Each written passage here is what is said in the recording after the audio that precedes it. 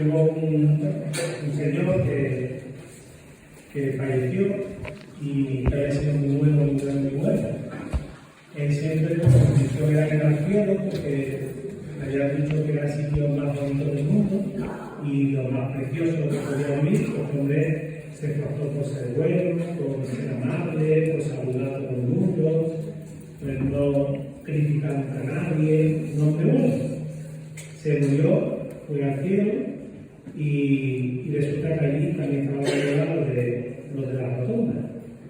Y entonces, pues, haciendo una rotonda en el cielo, y era agujero y se veía lo que había abajo del infierno.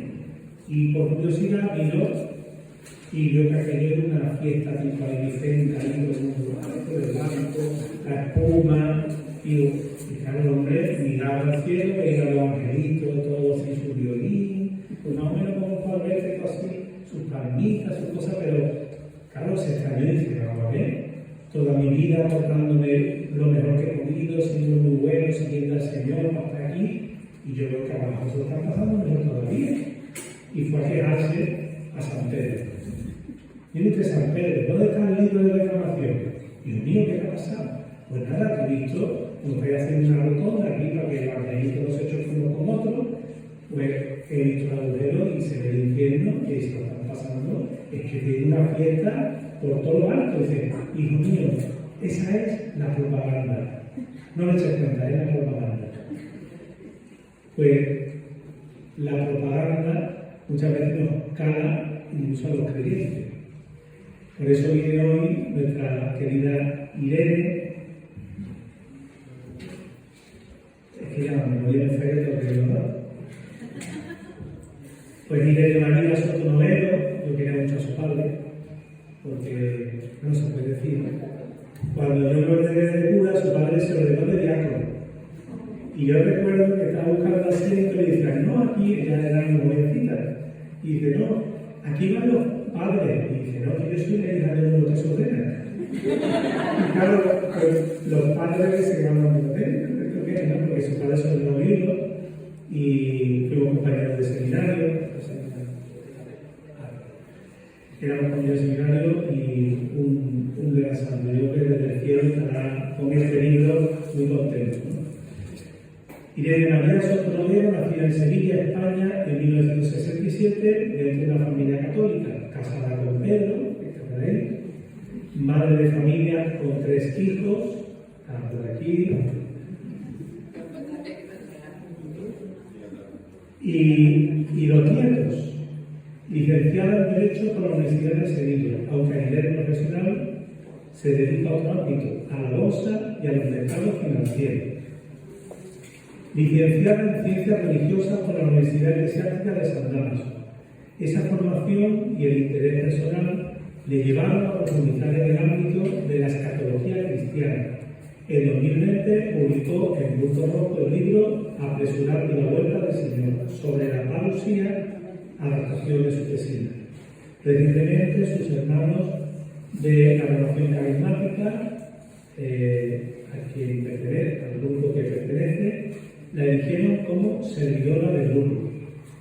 Colabora además en los apostolados de la Divina Misericordia y como catequista de Prebautismales junto con su esposo aquí en la parroquia de San Joaquín, que es su parroquia desde que casaste, ¿no? Casi.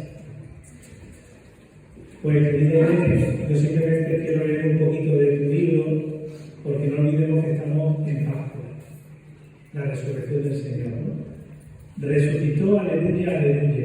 Este es el grito del júbilo de los cristianos. Resucitó, Cristo resucitó, el Padre lo resucitó y salió del sepulcro. El sepulcro está vacío.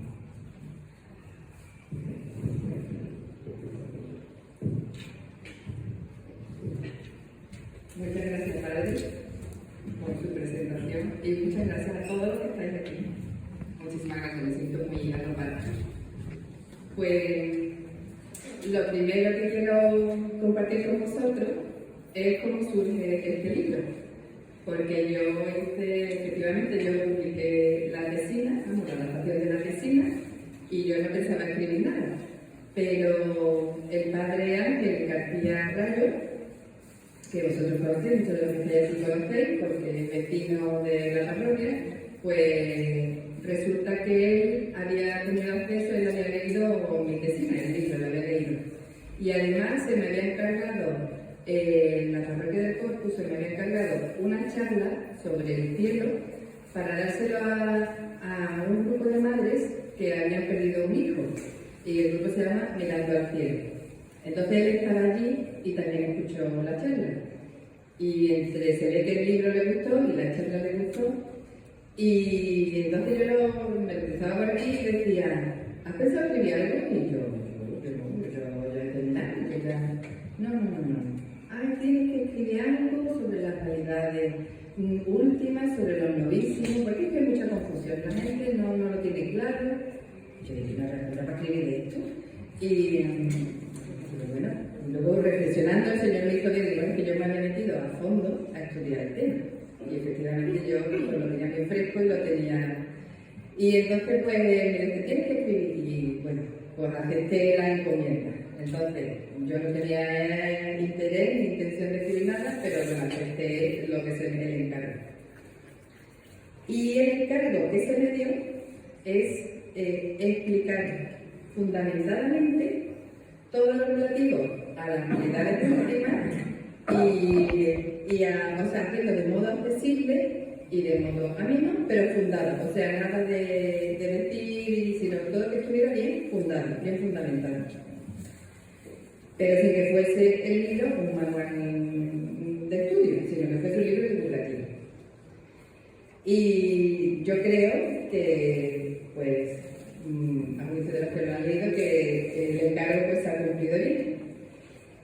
En cualquier caso, aunque yo lo escribí y yo estaba conforme con el libro, de tal forma, el libro lo revisó el propio Padre Ángel y además el manuscrito se lo entregué a un sacerdote especialista en la materia de la Universidad de Navarra, el padre José Lindao Aguilar, y él también fue, que le dio el conforme, con lo cual, esto por mi tranquilidad, no vaya a ser que yo hubiese cometido algún error, así, y en fin.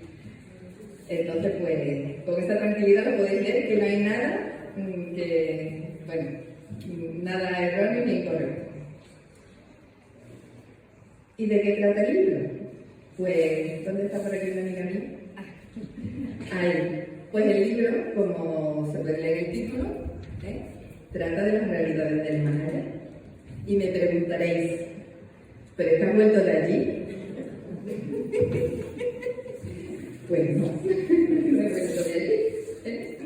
El libro no es ni mi testimonio, ni un compendio de testimonios. No. El libro lo que aborda es el tema de las realidades últimas que conocemos por la revelación que custodia y transmite la Iglesia y que explica el magisterio de la Iglesia. Porque hay dos cosas que son indiscutibles. Una, que nos tenemos que morir. Y dos, que ningún muerto ha vuelto para contarnos lo que hay en el más allá. Sin embargo, la verdad es que, y aunque de estos temas se habla poco, hay algunos elementos, algunos datos sobre estos temas que nos han sido revelados. Tras el Concilio Vaticano II, y aunque la Iglesia, a través de los padres conciliares, elaboraron una doctrina renovada sobre todo el tema de la escatología y de los novísimos, se introdujeron en la Iglesia una serie de corrientes de pensamiento que crearon mucha confusión. Crearon mucha confusión entre el propio clero y entre los fieles, y en concreto en este tema. De modo que a nivel pastoral, siempre a nivel pastoral, sobre estos temas empezaron a caer como una serie de dudas y una serie de vergüenza, una serie de, no sé, se empezó a considerar como que estos temas eran como cuentos medievales, se empezó a decir, bueno, sí, verán, esto es una forma de explicar, esto son formas de expresar, son, cosas aproximativas, total. Se empezó a decir este tipo de cosas y de repente nadie sabía Total, que a nivel pastoral, siempre a nivel pastoral, estos temas pues desaparecieron de la predicación y de la catequesis. Porque si aquí alguien ha hablado de la muerte recientemente, que me lo diga, por favor. No es un tema del que se hable. ¿Vale? ¿Y qué ocurre con esto?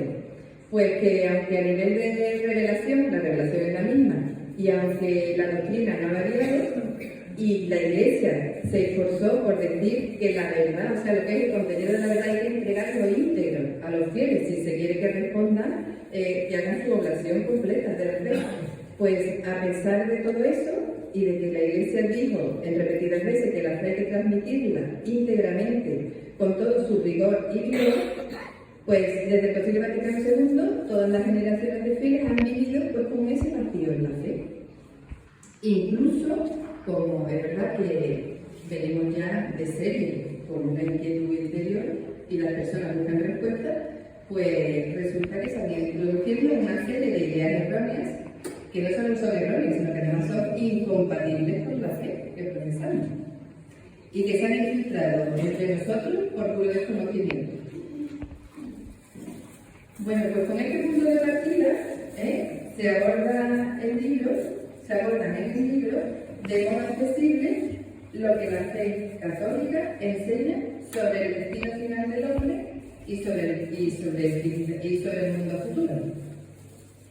También ocurre que cuando se habla sobre estos temas hay mucho radiopatia o radiotertulia y la gente dice el Papa ha dicho, aquel ha dicho y o tal santo ha dicho y lanzan una afirmación pero no dicen dónde y cuándo se ha dicho y dónde se puede confirmar esa afirmación, es decir, no se referencia a la fuente y la gente lo da por bueno, o sea, como lo damos por bueno. Entonces, ¿qué ocurre? Porque este libro aborda ese problema y todo lo que se afirma o todos los argumentos que se ponen se referencian, dónde se puede encontrar tal afirmación. Y las fuentes son la Sagrada Escritura, la tradición, es decir, el depósito de la fe, el magisterio de la Iglesia, que es como la Iglesia explica el depósito de la fe, los santos padres, que son aquellos padres que vivieron muy cercanos a la época del Señor y con lo cual sus comentarios son pues, muy apreciados por nosotros, por la Iglesia. Y lo que dice algún teólogo como Ratzinger. Es decir, aquí no hay ni opinión personal, ni mi reflexión, ni las reflexiones de otros que no sean por un teólogo como Ratzinger. Y como digo, todo esto haciendo de este libro no un tratado teológico, sino un texto educativo. Y me diréis, bueno, pero ¿y la revelación privada? ¿Y la visión? Bueno, pues este libro, tengo que decir que ese no es el ámbito del libro. En este libro no se explica la revelación en base a revelaciones privadas ni en base a visiones. Primero, porque yo digo que no es el ámbito del libro. Y segundo, porque hay que decir, la Iglesia lo explica, que todas las revelaciones del más allá todas las revelaciones que el Espíritu Santo muestra a una persona, lo hace adaptándose a esa persona. Y entonces, lo que haya podido recibir del Espíritu Santo, una Santa Teresa de Jesús, una mujer con un entendimiento, con una trayectoria y con una reflexión personal y que vivió una época concreta, no es lo mismo que lo que pudo recibir, la visión que pudo tener Santa Jacinta, una niña de 8 años que no había salido de su pueblo. Entonces, ¿qué quiere decir con esto? Que el Espíritu Santo se adapta a la persona. Entonces, en el libro no se aborda esto, aunque es verdad que puntualmente hay alguna referencia a alguna visión, pero es a título ilustrativo para ilustrar una afirmación, un tema del que se está hablando, ¿vale? Pero no es que de las revelaciones privadas se explique la revelación pública, o sea, lo reconocemos como el depósito de la fe. No.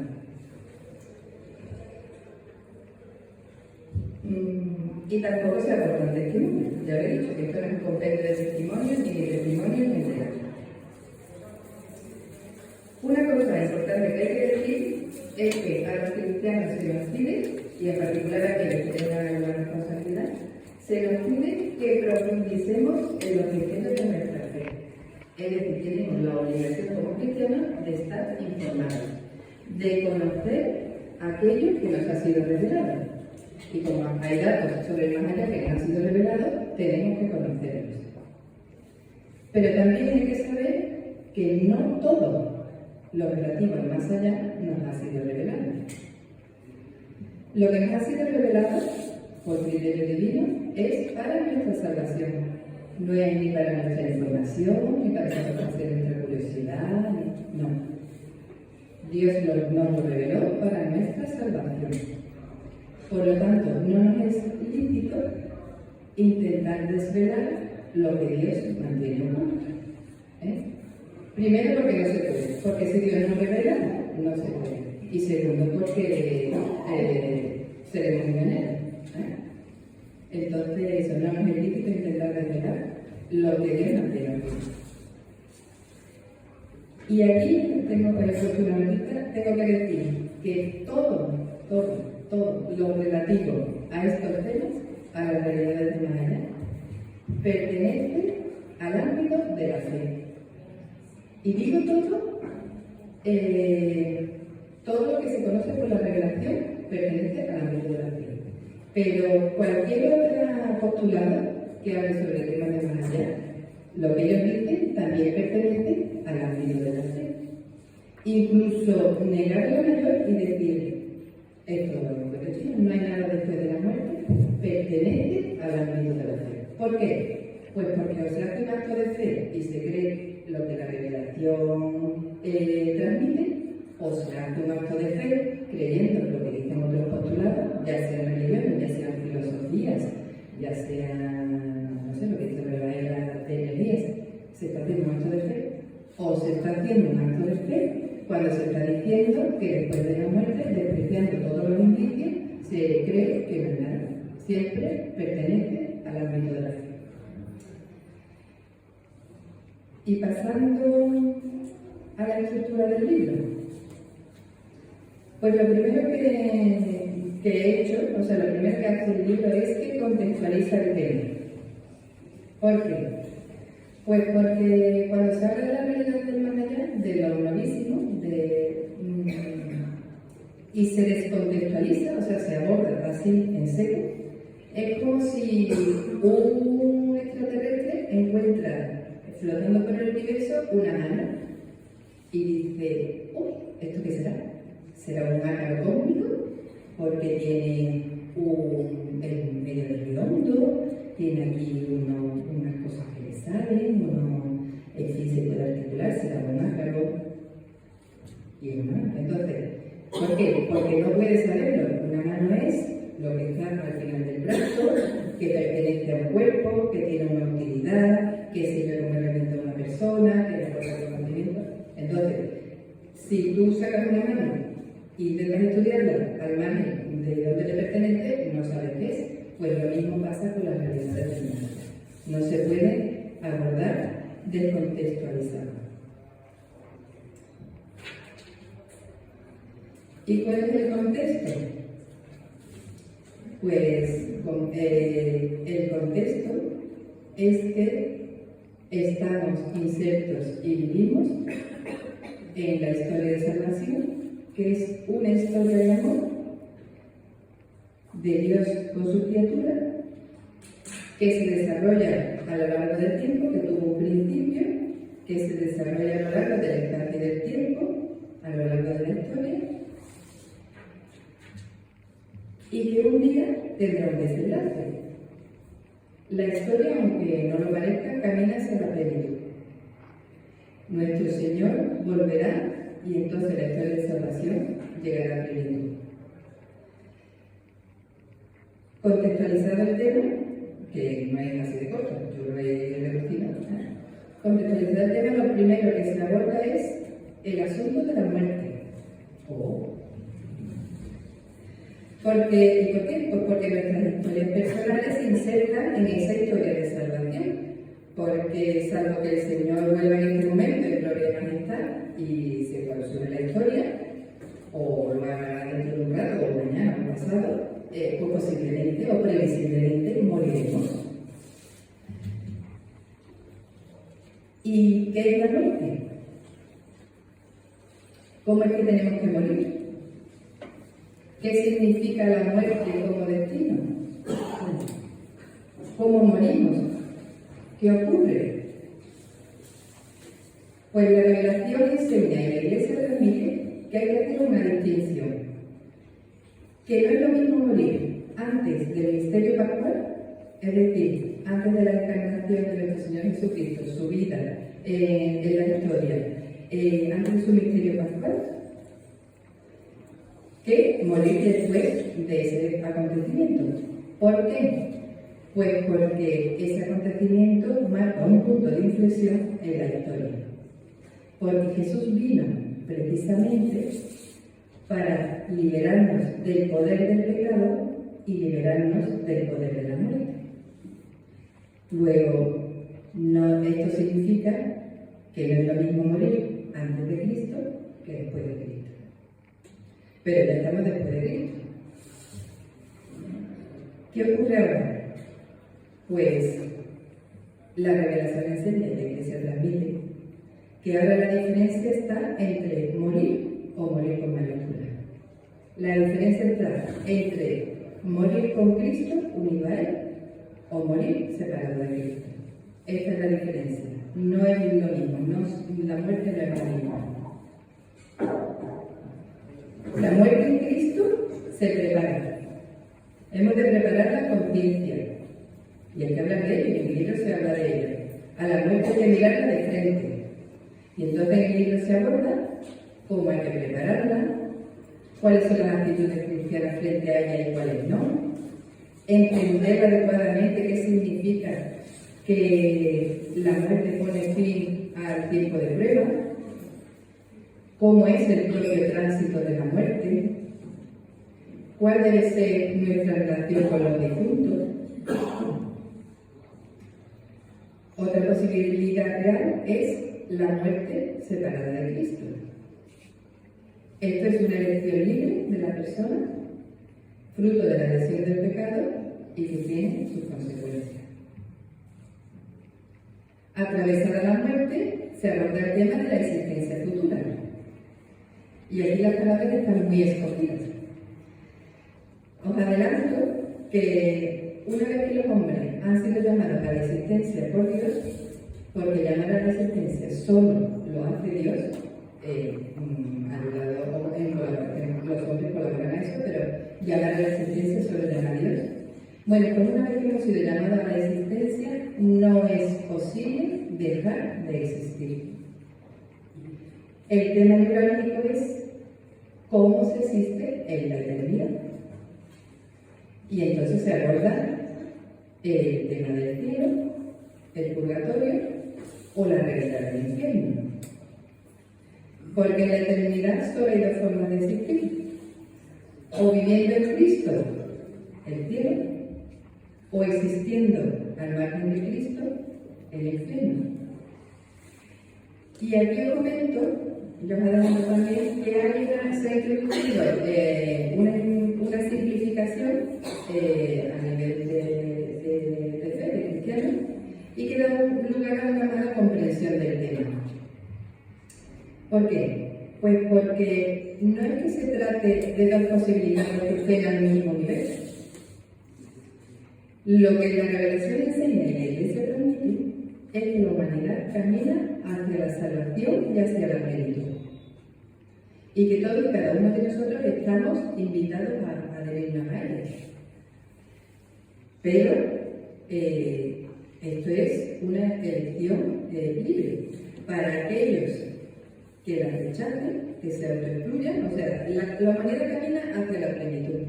Pero como hay que elegirlo, para aquellos que no lo elijan, hay un destino particular, una realidad existencial al margen de la salvación, al margen de Cristo, que es lo que llamamos infierno. Y luego Hay un estado transitorio para los que mueren en Cristo, pero que necesitan purificación, y es lo que llamamos purgatorio.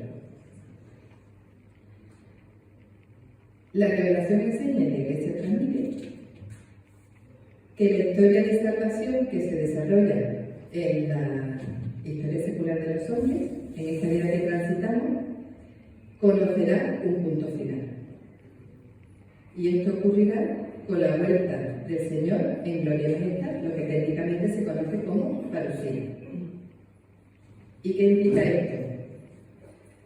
Bueno, pues la vuelta del Señor en gloria y majestad será un acontecimiento único y cósmico. Afectará al espacio y al tiempo.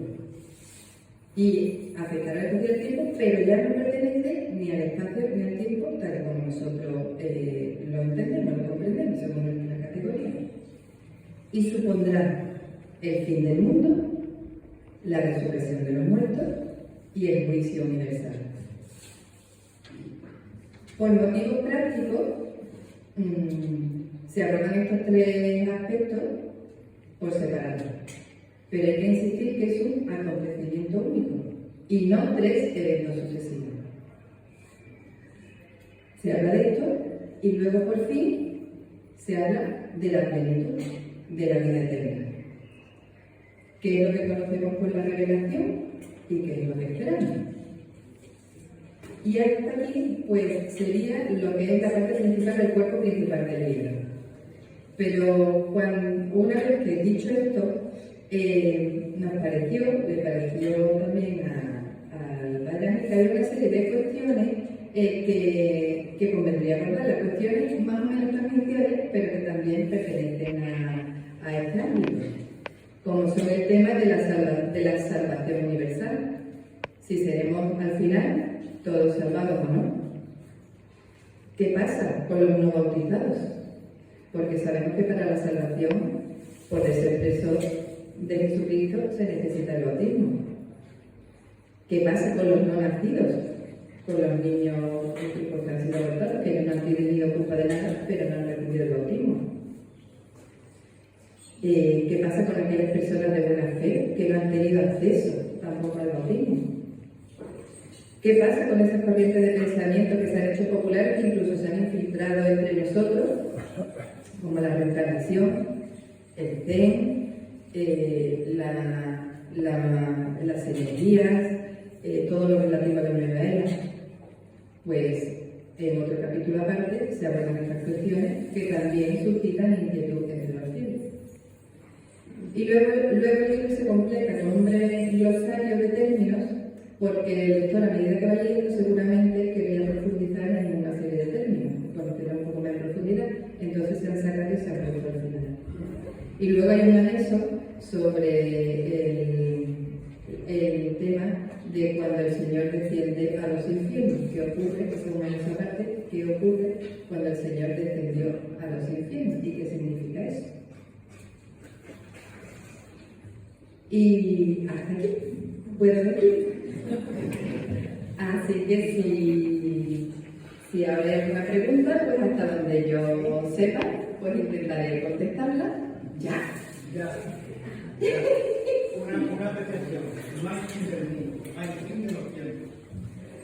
Esa hay una reflexión importante porque eso puede indicar, puede indicar a la confusión y al temor que mucha gente tiene ante eso. Hay que estar preparado para la línea del Señor, siempre estar preparado.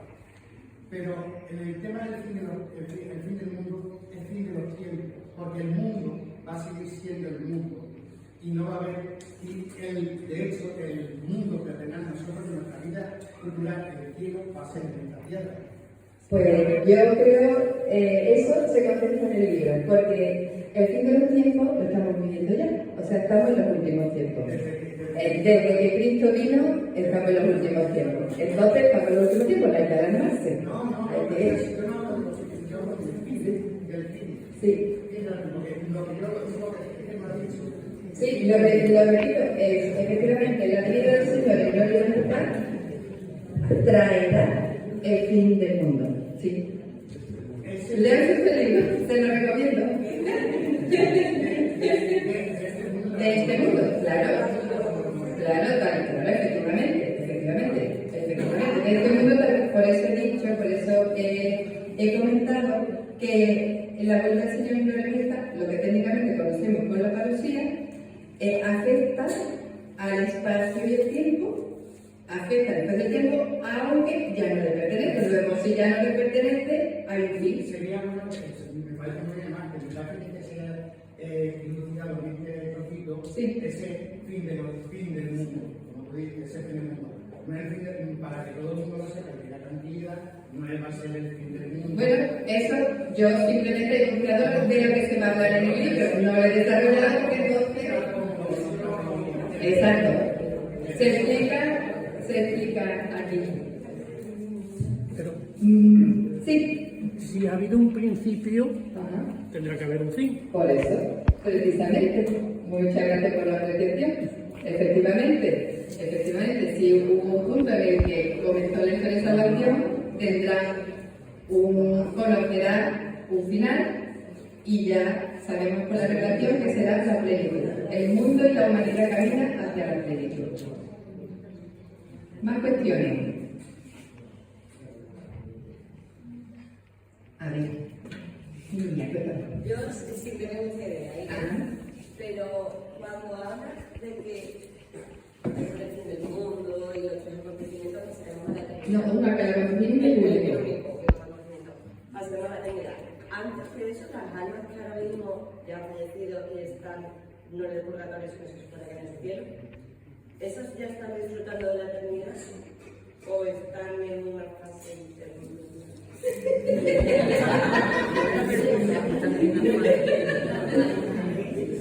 Pues también se explica en el libro. Cuando uno muere, sale del tiempo y del espacio, aunque no se desvincula de él. Pero ya tiene acceso, claro, a la eternidad. Efectivamente. Ya está en la eternidad. El tema es cómo se existe en la eternidad. Más cositas. También se dice en el libro cómo se vive la eternidad.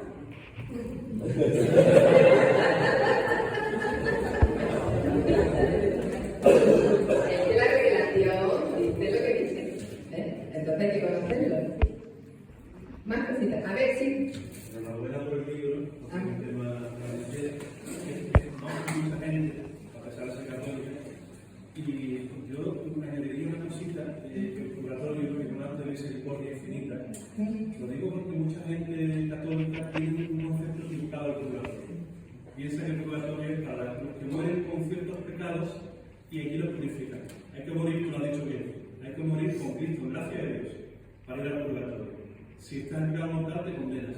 Lo que ocurre en el purgatorio es que se limpia no la culpa, sino la pena provocada por los pecados. Es decir, los efectos que ha producido nuestro pecado en otras personas cuando le hemos hecho daño, aquí solo se limpia. Pero hay muchas personas que realmente piensan que, aunque mueran en pecado mortal, pasarán por el purgatorio. Para ir al purgatorio es falta morir en gracia de Dios. Eso yo simplemente he enunciado los temas porque no me puedo poner a desarrollarlo aquí, porque si no sería coger el libro y empezar a leerlo. Entonces, efectivamente, como yo he dicho, solo se muere o con Cristo o sin Cristo, y en la eternidad se vive con Cristo o se existe al margen de Cristo. Entonces, y el purgatorio, efectivamente, lo he dicho, es un estado temporal en el que ciertas almas pues necesitan purificación, pero tampoco no he entrado en ninguno de los temas. No he entrado en el cielo, no he entrado en... O sea, lo he enunciado para que... porque eso no lo puedo poner. Más cositas. ¿Cuál es todos los temas? No, sí. De todos los temas que has pasado, ¿cuál es el que te ha costado más trabajo transmitir con sencillez? ¿Cuál es el tema que más trabajo me ha costado transmitir con sencillez? Pues quizás el cielo. cuenta de lo que más trabajo me ha costado transmitir los libros.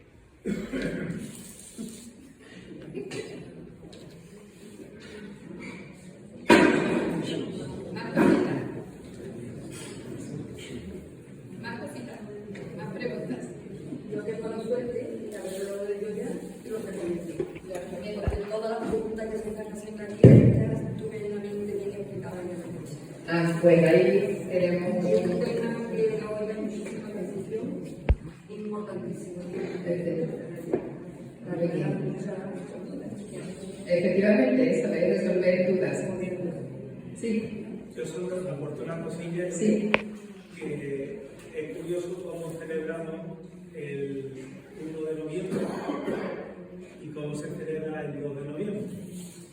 Que quizás este libro hace falta porque yo veo que los 20 años que llevo en el cura, el 1 de noviembre las iglesias están vacías porque la gente se va el día de fiesta y se va afuera, y el 2 de noviembre está así. Y siempre pensaba que tendría que estar el 1 de noviembre, que es el día de nuestro, el día de todos los santos, tendría que estar lleno y los difuntos, pues no tendríamos que pensar tanto en la muerte. ¿Qué piensas tú de ese 1 de noviembre que celebramos con tan poca alegría?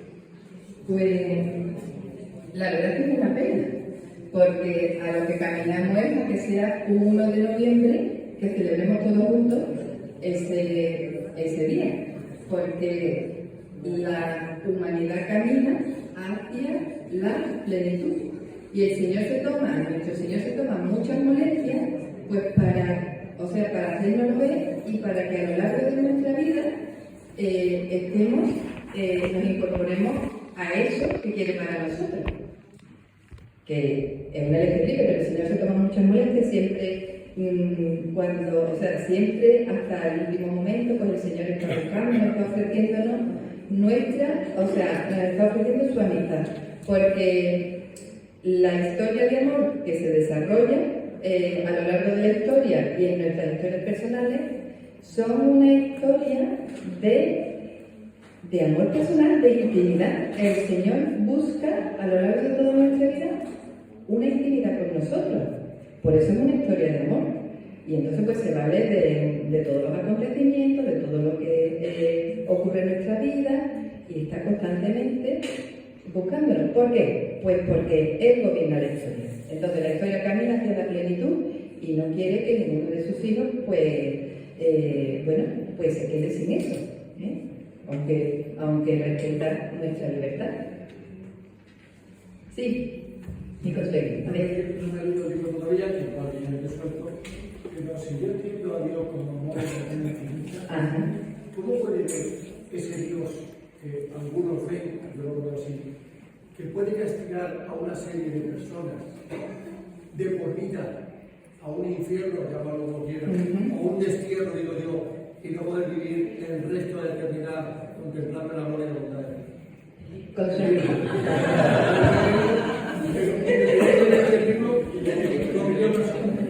Pues por eso digo que si se saca del contexto en el que hay que entenderlo, la realidad del más allá, no se entienden adecuadamente. Porque si nosotros vivimos en una historia de amor, en la que es una búsqueda de la intimidad del Señor con nosotros, esa búsqueda de esa intimidad que el Señor quiere tener con nosotros, al final es el cielo, porque es una historia de amor. Pero el amor no se puede imponer, no se puede imponer. Entonces, si no se quiere, pues entonces la persona se sustrae a eso. Y Él se autoexcluye.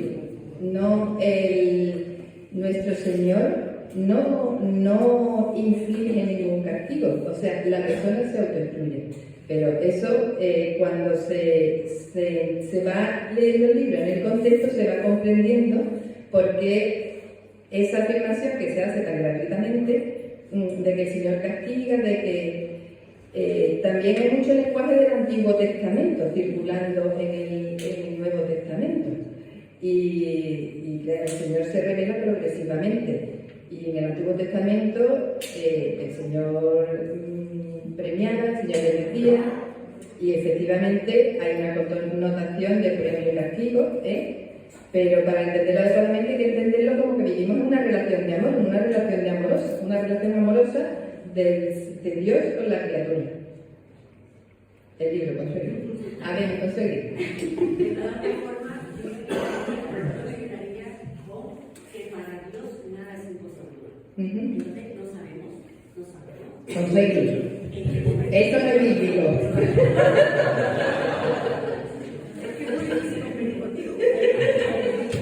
No, pero yo estoy de acuerdo con ella porque además, aunque agradezco el nombre propio y de la humanidad y de los cristianos, que dije este libro porque la verdad es que pues, es un motivo de muchísima fe y esperanza para todo lo que pensamos en la muerte, verdaderamente con esperanza, y para las que no lo tienen. O sea, para profundizar más sobre ella y sesionarlo y darnos esa tranquilidad de que, bueno, que llevamos caminando hacia una realidad. Mira, por eso yo no he hecho ninguna afirmación gratuita, sino que todo se ha referenciado a la fuente. O sea, ¿dónde se dice tal cosa? Pues en la Sagrada Escritura, o lo explica así la Iglesia, o sea, el magisterio auténtico. El magisterio auténtico es lo que la Iglesia dice cuando habla oficialmente. O sea, no aquello que el Papa ha dicho cuando le vio que le dolía el pie, que no sé qué, y le preguntaron y dijo, eso no es lo que ha dicho el Papa, eso el Papa en ese momento dijo lo que fuera. Pero cuando entendemos lo que la Iglesia dice, es lo que la Iglesia emite en sus documentos oficiales. Porque también si no decaen en la Iglesia dice porque tal sacerdote ha dicho, o la Iglesia dice porque tal sacerdote ha dicho lo contrario. Y claro, sí, y no lo hay, efectivamente. Pero hay un límite que Dios ha impuesto, y es la libertad de los hombres. Porque si no nos está condenando toda la eternidad a quien no quiere, a aguantarlo, como quien dice. Entonces, bueno, pues, que nos aguantarle, perdóname señora, a lo mejor más cositas. Una pregunta. Sí. Sí o no. A ver. Un poco fácil. Con la lectura del libro se desmonta esa idea que tiene hoy en general el mundo y el católico también, el creyente, que nuestro Dios es un Dios que como que acepta el pecado, que al pecador no le pasa nada, como es tan bueno, da igual el pecado, designifica esa concepción de ese Dios que se rodea. Te contesto lo que lo has leído. Se desmonta. ¿Sí? Totalmente. ¿Carmen? Sí. ¿Al final de Sí. Porque también recuerdo. esa es la respuesta. Más cositas. Yo tengo una duda. Y es que es sujeto a las personas que van al cielo tienen que ser bautizadas en el arte de Cristo. Pero sin embargo te encuentras en otras religiones, porque ha vivido ahí, y allí el Señor nos ha otorgado gente que son estupendas, gente que, no sé, que tiene una intimidad con el Señor especial. O sea que yo creo que el bautismo, a lo mejor, no sería una condición sin la cual las personas podrían entrar en el cielo. Bueno, eso está en las cuestiones, claro. Eso está en las otras cuestiones, precisamente por eso. Porque esa es una reflexión que nos hacemos mucho, ¿vale? Pues también se resuelve en el libro. Más cositas. Al principio tú lo has dicho, el que indudablemente no ha recibido el bautismo, ahora quien se le ha ofrecido el bautismo le ha rechazado, La rechazado ya la vida eterna. Yo he oído decir que hay místicos en otras religiones, que la persona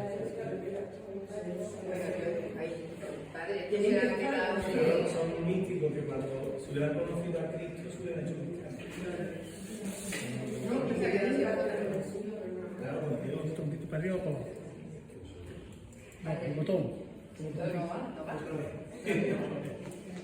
Ahora. cositas, también estamos en este tema. Más cosas, más preguntas, más dudas. ¿Ya está? A ver,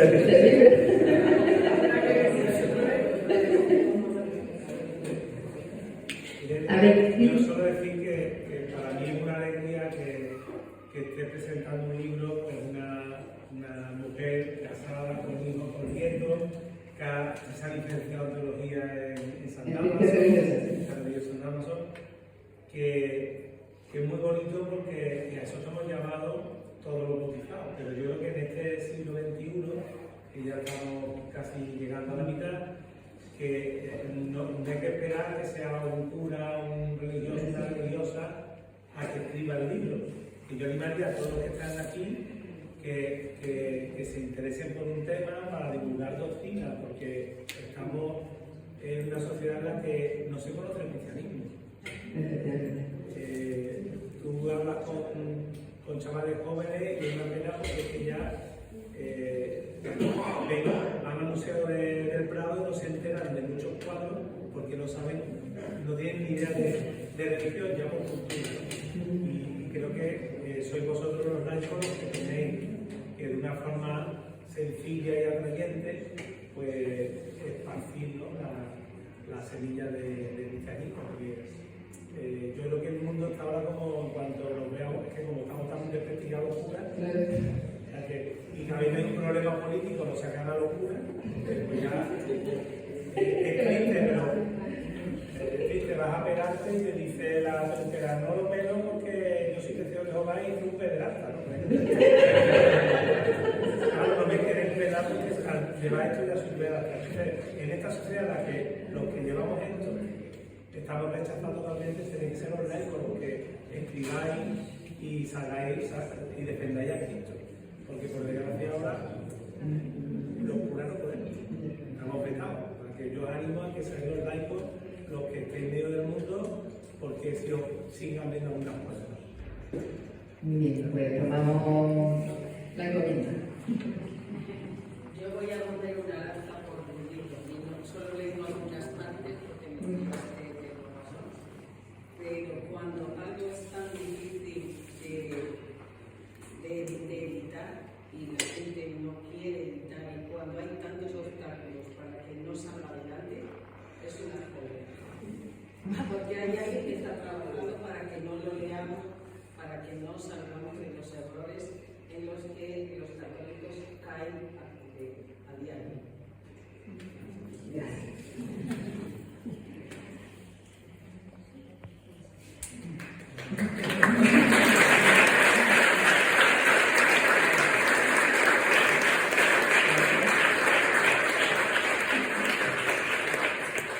Pues nada, ahora los que queráis comprar libros como los dedicos.